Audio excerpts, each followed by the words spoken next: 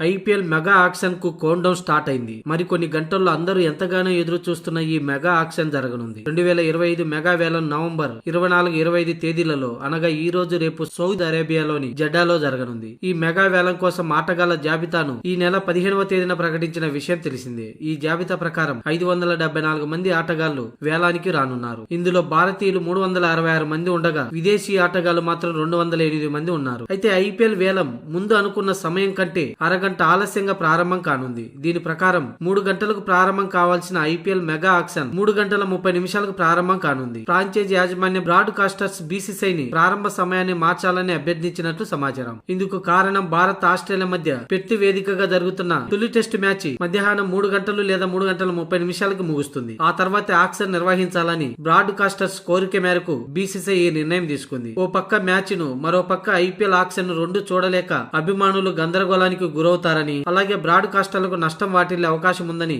BCCI ఈ నిర్ణయం తీసుకుంది. ఇక టీవీలో ఈ మెగా ఆక్షన్ స్టార్ స్పోర్ట్స్ ఛానల్లో ప్రత్యక్ష ప్రసారం చేయబడుతుంది. అలాగే మొబైల్స్ లో జిఎస్ సినిమా యాప్ లో లైవ్ చూడవచ్చు, అది కూడా ఫ్రీగా.